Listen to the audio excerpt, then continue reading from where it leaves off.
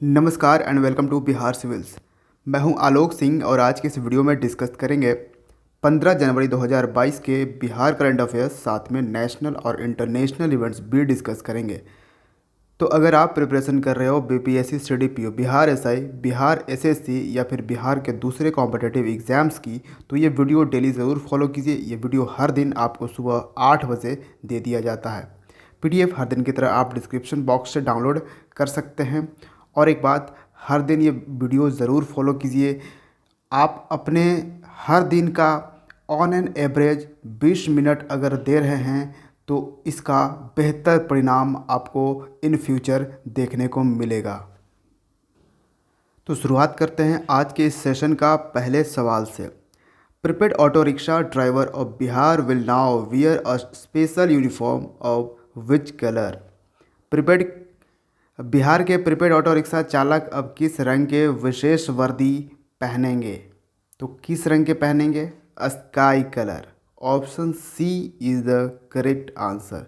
इसका बेनिफिट क्या होगा? आपने बड़े शहरों में देखा होगा, कोलकाता वगैरह में, मेट्रोपॉलिटन सिटीज़ में आपने देखा होगा कि जो ऑटो ड्राइवर्स होते हैं वो एक पर्टिकुलर कलर पहनते हैं, एक पर्टिकुलर ड्रेस, एक पर्टिकुलर यूनिफॉर्म वो पहनते हैं। लेकिन बिहार में ऐसा कुछ था नहीं। लेकिन अब ये भी लागू होने जा रहा है कि इसका एक पर्टिकुलर यूनिफॉर्म होगा, और किस कलर का? स्काई कलर का। अच्छा, इसका बेनिफिट क्या होता है? इसका बेनिफिट कहा जा रहा है, बिहार सरकार यानी कि बिहार जो ऑटो रिक्शा संघ है वो ये बता रहा है कि इससे क्या होगा कि जो भी ऑटो रिक्शा ड्राइवर होंगे जो अपने ऑटो रिक्शा को बिहार में किसी भी रोड में ले जा सकते हैं। ठीक है, वैसे तो अभी इनका रोड फिक्स होता है कि आप इस रोड से इस रोड में ही चलेंगे, लेकिन वैसे अब हो जाए वो किसी भी रोड में ले जा सकते हैं। दूसरी बात ये होगा कि अगर ये एक स्पेशल यूनिफॉर्म पहनेंगे जो एक ही कलर का होगा, स्काई कलर का, ठीक है, तो इसमें क्या होगा, यानी कि आकाश रंग का जिस ये कलर होगा, तो इसमें होगा क्या कि जो पाटलिपुत्रा बस स्टैंड है, बस टर्मिनल, ठीक है, इस बस टर्मिनल में वो अपनी ऑटो रिक्शा पार्क कर सकता है। तो उन्हीं लोगों को ये अलाउ किया जाएगा जिनके पास ये स्काई कलर ड्रेस है। ठीक है, फिर होगा, अब क्या है कि एक मालूम चल जाएगा कि हाँ, इस रंग का जो भी ड्राइवर है वो ऑटो रिक्शा चालक है। तो इससे पैसेंजर्स के लिए सेफ्टी फील होगा कि लोग समझ जाएंगे, अब कहीं भी वो जाता रहेगा पुलिस समझ जाएगा कि हाँ, ये इसका बंदा है। कोई यूं ही कहीं से भी उठ के कोई भी रिक्शा नहीं चलाना शुरू कर देगा। ठीक है, तो कभी कभी होता है कि कहीं से कोई डायरेक्ट रिक्शा चलाना शुरू कर दिया और उस पर ले जाके पैसेंजर को कहीं ऐसे जगह पर लेके चला गया जहाँ पे ले जाना नहीं चाहिए था। ठीक है, तो इस तरह से थोड़ा सा दिक्कत हो जाता है, तो यहाँ पे वो भी थोड़ा सेफ्टी फील होगा पैसेंजर्स को। नेक्स्ट इंपॉर्टेंट सवाल, how many youngsters of Bihar have won the medals in 2021 India skills competition. 2021 भारत कौशल प्रतियोगिता में बिहार के कितने युवाओं ने पदक जीते हैं? तो बिहार के 11 युवाओं ने ये पदक जीते हैं। Option B is the correct answer. और अगर बात करी जाए ओवरऑल पूरे देश में, तो उड़ीसा ने टॉप किया है। ठीक है, उड़ीसा ने 51 मेडल्स जीते हैं और बिहार 11 मेडल्स जीता है और 11 यंगस्टर जीते हैं। तो 51 मेडल्स के साथ 51 यंगस्टर। अभी हम बात नहीं कर रहे हैं कि गोल्ड कौन कितना हुआ और ब्रॉन्ज कितना हुआ। ठीक है, तो उड़ीसा ने टॉप किया, ये चीज़ें याद आपको रखनी है। अब हम बात करते हैं कि बिहार में जो 11 मेडल्स आए, उन 11 मेडल्स में कितने गोल्ड थे? तो इनमें 4 गोल्ड था, ठीक है, 2 सिल्वर और 5 ब्रॉन्ज। समझ गए? तो ये चीज़ें याद रखिएगा। अच्छा, यहाँ से एक और मोस्ट इम्पोर्टेंट क्वेश्चंस आपसे पूछा जा सकता है कि इंडिया स्किल्स कंपटीशन है, इसको ऑर्गेनाइज़ कराया किसने? तो इसको ऑर्गेनाइज़ कराया है एनएसडीसी ने, नेशनल स्किल डेवलपमेंट कॉरपोरेशन ने, जिसका हेडक्वार्टर आपको मिलेगा न्यू दिल्ली। ठीक है, आपको इसका हेडक्वार्टर कहाँ पे मिलेगा? न्यू दिल्ली में। और एनएसडीसी के अभी चेयरमैन कौन है? AM नायक, ये चेयरमैन है। और एनएसडीसी को शुरुआत किया था हमारे यूनियन मिनिस्ट्री ऑफ फाइनेंस ने ऑन PPP मॉड। ठीक है, PPP मॉडल में, यानी पब्लिक प्राइवेट पार्टनरशिप, यानी कि एनएसडीसी जो है वो एक तरह का एनजीओ है, लेकिन इसमें ना ये आधा तो सरकारी है और आधा प्राइवेट है। सरकार का सिर्फ 49% इसमें शेयर है और बाकी प्राइवेट है ये 51%। तो ये चीज़ें भी आपको ध्यान रखनी है। तो हम आ जाते हैं आज के तीसरे सवाल पे। Who has been appointed as the new chairman of ISRO? ISRO के नए अध्यक्ष के रूप में किसे नियुक्त किया गया है? तो किसे किया गया है? ये बन गए हैं एस सोमनाथ।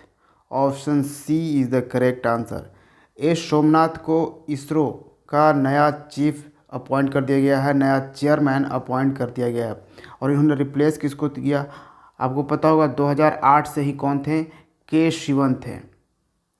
ठीक है, के शिवन। और के शिवन एक्चुअली वो रिटायर्ड अब हो गए हैं, तो उनके जगह पे अब एस सोमनाथन आ गए हैं। एस सोमनाथन मालूम होना चाहिए आपको कि ये अभी प्रेजेंट में ये डायरेक्टर थे विक्रम साराभाई स्पेस सेंटर का। ठीक है, विक्रम साराभाई स्पेस सेंटर के डायरेक्टर थे एस सोमनाथ। अब इनको इसरो, जो कि इंडियन स्पेस रिसर्च ऑर्गेनाइजेशन, जो कि भारत का ये एक स्पेस एजेंसी है, ठीक है, इसके चेयरमैन अब एस सोमनाथ बन चुके हैं। Which state will host Khelo India games इन 2023? तो 2023 में कौन सा राज्य खेलो इंडिया गेम्स की मेज़बानी करेगा? तो देखिए, खेलो इंडिया गेम्स जो है ये भारत का एक नया इनिशिएटिव है खेल को बूस्ट करने के लिए। ठीक है, और ये हाल ही में शुरुआत हुआ था 2018 में। तो 2000 यहाँ पूछा जा रहा है 2023 की, तो ये मध्य प्रदेश होस्ट करेगा 2023 में। Option B is the correct answer. अब यहाँ पे थोड़ा सा क्लियर मैं करना चाहूँगा, ठीक है, बढ़िया से मैं, क्योंकि यहाँ पे बहुत कन्फ्यूज़न होता है, कोई कर्नाटक समझ लेता है। कर्नाटक में क्या होगा कि खेलो इंडिया यूनिवर्सिटी गेम्स होस्ट किया था कर्नाटक ने, ठीक है, पिछले साल। लेकिन अभी जो बात करी जा रही है वो है खेलो इंडिया गेम्स, या फिर कहे खेलो इंडिया यूथ गेम्स, दोनों सेम है। तो देखिए, ये 2018 में ये गेम शुरुआत हुआ, जिसकी होस्टिंग किसने करी? सबसे पहली होस्टिंग दिल्ली ने होस्ट किया, लेकिन जीता किसने? पहला जो यदि मैच था, मतलब टॉप कौन रहा फर्स्ट पे? तो वो रहा हरियाणा। ठीक है, इतना चीज़ आपको याद रखना है। दूसरा खेलो इंडिया गेम्स हुआ 2019 में। ठीक है, इस कहाँ पे हुआ? महाराष्ट्र के पुणे में हुआ। ठीक है, महाराष्ट्र में हुआ, महाराष्ट्र ने इसको होस्ट किया, लेकिन इसको जीता फिर किसने? महाराष्ट्र ने ही जीता।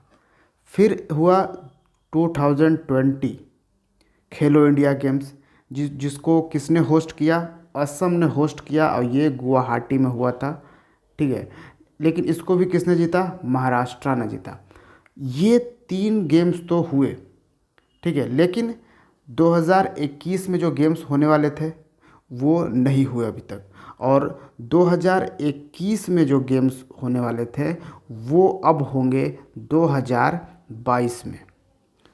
अब 2022 में होंगे तो ये कहाँ पे होंगे? 2022 में ये हरियाणा में होंगे। ठीक है, 2021 में भी ये हरियाणा में होने वाले थे, लेकिन अब वो 2022 में ही हरियाणा में होंगे। हरियाणा के पंचकुला में होगा। ठीक है, पंचकुला अगर एग्जैक्ट जगह जानना चाहते हैं तो अब यहाँ पे 2022 तक हमने आपको बता दिया। फिर हम कर रहे हैं 2023। 2023 का भी डेट फिक्स हो गया, तो कि 2023 जो है कौन सा राज्य होस्ट करेगा? इसको करेगा मध्य प्रदेश, जो कि आज का हमने सवाल आपसे पूछा है। ठीक है, अब इसको में कंफ्यूज नहीं होइएगा, इसको बिल्कुल क्लियर रखिएगा। नेक्स्ट है, recently India's oldest sloth bear Gulabo passes away at the age of. हाल ही में भारत के सबसे उम्र दराज भालू गुलाबो का निधन हो गया है। वो कितने एज में उसकी निधन हुई है? 40 साल की एज में। Option B is the correct answer. ये बहुत ही पुराना स्लोथ बियर था, ठीक है, भारत का, जिसका नाम रखा गया था गुलाबो। ठीक है, ये भी याद रखिएगा।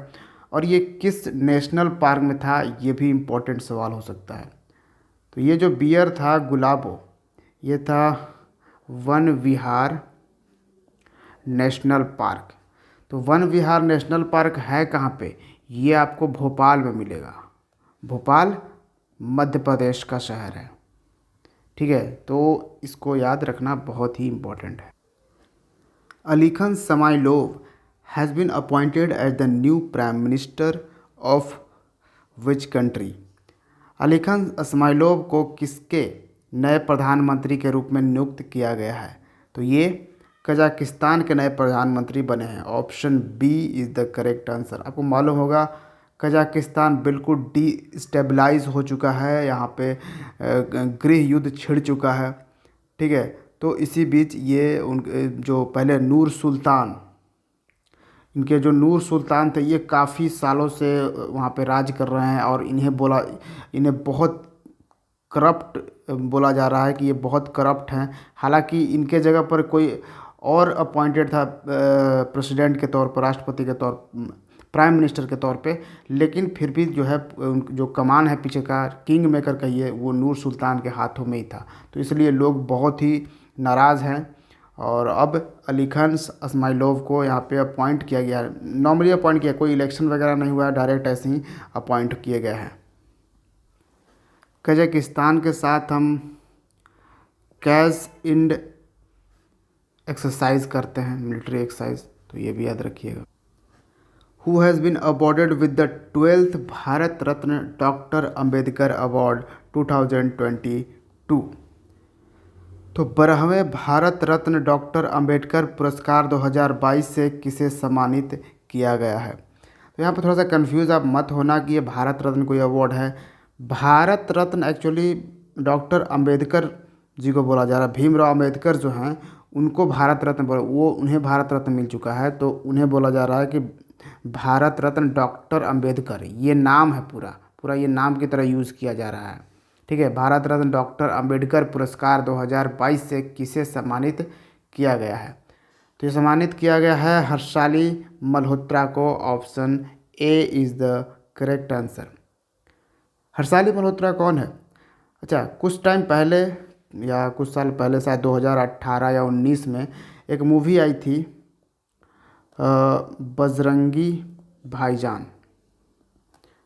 बजरंगी भाईजान, जिसमें सलमान खान लीड रोल में थे, और उसमें जिस मुन्नी को पाकिस्तान छोड़ने जाते हैं बजरंगी भाईजान, वो मुन्नी यही थी हर्षाली मल्होत्रा, जो कि अब थोड़ी बड़ी हो चुकी है, करीबन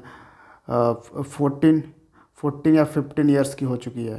ठीक है, और ये जो है भारत रत्न डॉक्टर अंबेडकर अवार्ड, इसको ऑर्गेनाइज करता है महाराष्ट्र गवर्नमेंट। इसलिए ये अवार्ड हर्षाली मल्होत्रा को किसने दिया? तो भगत सिंह कोश्यारी, जो कि गवर्नर हैं महाराष्ट्र के। Next, how many total athletes are there currently in the list of athletes selected for target Olympic podium scheme, यानी TOPS scheme? Target Olympic podium scheme यानी टॉप्स के लिए चुने गए एथलीटों की सूची में वर्तमान में कुल कितने एथलीट हैं? तो कुल एथलीट्स, अब टोटल एथलीट्स हो चुके हैं 301। Option C is the correct answer. यानी पहले 291 थे, इनमें 10 और ऐड हो चुके हैं, और ये अब टोटल हो चुके हैं 301 एथलीट्स इस स्कीम के थ्रू शामिल हो चुके हैं। अच्छा, अब यहाँ पे आपका माइंड में एक बड़ा सवाल आएगा, टॉप्स ये स्कीम था क्या? तो जैसा कि आपको नाम से लग रहा है, टारगेट ओलंपिक पोडियम स्कीम, ये उन प्लेयर के लिए स्कीम है, एक जो मतलब कि थोड़ी इकोनॉमिकली बहुत पुअर हैं, वो अफोर्ड नहीं कर सकते, लेकिन ओलंपिक्स में वो जा सकते हैं, उन्हें चुना जा सकता है, उन्हें सेलेक्ट किया जा सकता है, वो काफ़ी बढ़िया प्लेयर हैं, तो उन्हें सपोर्ट करेगी जो ministry of youth and sports affairs है। ठीक है, वो ये सपोर्ट करेगी, क्योंकि ये टॉप्स स्कीम जो है उन्हीं का फ्लैगशिप स्कीम है, ministry of youth and sports affairs. और ये मिनिस्टर अभी कौन है? किरण रिजिजू नहीं, किरण रिजिजू नहीं, अब हैं अनुराग ठाकुर। ठीक है, ये याद रखिएगा। अब यहाँ पे सवाल आपसे पूछूंगा, कमेंट में लिखो कि अब किरण रिजिजू को कौन सा पोर्टफोलियो मिला है। Next question, Chris Morris announced retirement from all forms of cricket he was from. तो क्रिस मॉरिस जो एक क्रिकेट प्लेयर हैं, इन्होंने अपने सभी प्रारूपों से संन्यास की घोषणा की है। वो कहाँ से बिलोंग करते हैं? तो क्रिस मॉरिस जो हैं वो साउथ अफ्रीका के क्रिकेट प्लेयर थे। Option D is the correct answer, जिन्होंने अब सभी फॉर्मेट से रिटायरमेंट ले लिया है। अब साउथ अफ्रीका से हमें याद आता है कि हाल ही में एक साउथ अफ्रीका के प्लेयर हैं क्विन डिकॉक। क्विन डिकॉक ने भी रिटायरमेंट ली है, लेकिन ऑल फॉर्मेट से नहीं, ये सिर्फ टेस्ट मैचेस से रिटायरमेंट लिया है इन्होंने। साउथ अफ्रीका का एक बहुत ही फेमस स्टेडियम है सेंचुरियन। तो सेंचुरियन में एक तरह से कहा जाता था साउथ अफ्रीका का यह गुड लक है कि साउथ अफ्रीका की टीम कभी भी सेंचुरियन में हारती नहीं थी। लेकिन पहला एशियन देश कौन सा बना जो साउथ अफ्रीका को सेंचुरियन में हराया है? वो इंडिया। हालांकि अगर यूरोपियन कंट्रीज़ की हम बात करें तो इंग्लैंड हरा चुका है, इंग्लैंड और ऑस्ट्रेलिया दोनों ही साउथ अफ्रीका को हरा चुके हैं, लेकिन कोई एशियन टीम है जो है वो इंडिया ने ही हराया है, तो ये भी याद रख सकते हैं। Who has been appointed as its brand ambassador by the online insurance platform RenewBuy. ये ऑनलाइन इंश्योरेंस प्लेटफॉर्म है रिन्यू बाय, इसके द्वारा किसे अपना ब्रांड एम्बेसडर नियुक्त किया गया है? तो ये बन गए हैं Rajkumar Rao. Option C is the correct answer. Which state government has increase the benefit of maternity leave from 90 days to 180 days. किस राज्य सरकार ने मातृत्व अवकाश के लाभ को 90 दिन से बढ़ाकर 180 दिन कर दिया है? एंड ऑफ कोर्स ये विमेन एम्प्लॉयज़ के लिए जो भी गवर्नमेंट एडेड कॉलेजेस हैं हायर एजुकेशन डिपार्टमेंट के, उनमें जो मतलब काम करती हैं, जो पढ़ाती हैं या फिर किसी तरह से भी काम करती हैं, जो भी विमेन एम्प्लॉयज़, उनको ये दिया गया है ऑब्वियसली। ठीक है, तो कौन से सरकार है? उड़ीसा सरकार। Option C is the correct answer. Odisha के दो इम्पॉर्टेंट नेशनल पार्क याद रखिएगा, सिमलीपल नेशनल पार्क और ये साथ में टाइगर रिजर्व भी है। और उड़ीसा का एक और है भीतर कनिका नेशनल पार्क। ये दोनों को बहुत इंपॉर्टेंट है, याद रखिएगा। नवीन पटनायक हैं इसके CM. Next question, RBI set up a separate department for fintech यानी financial technology headed by. RBI ने फिनटेक के लिए एक अलग विभाग की स्थापना की है। तो हाल ही में ये विभाग की स्थापना करी गई इस डिपार्टमेंट की, रिजर्व बैंक ऑफ इंडिया ने यह स्थापना करी है। तो इसकी अगुवाई कौन करेंगे, इसको हेड कौन करेंगे? तो ये हैं Ajay Kumar Chaudhary. Option D is the correct answer. RBI यानी कि रिज़र्व बैंक ऑफ इंडिया, जो कि हमारा सेंट्रल बैंक है। तो आरबीआई ने हाल ही में दो बैंकों को शेड्यूल्ड बैंक का दर्जा दिया है। शेड्यूल्ड बैंक यानी कि इसको शामिल कर दिया गया है आरबीआई एक्ट 1934 के सेकंड शेड्यूल में। ठीक है, आरबीआई एक्ट 1934 के सेकंड शेड्यूल में शामिल कर दिया गया है। वो दो कौन सा है? एक तो है एयरटेल पेमेंट बैंक, ठीक है, पेटीएम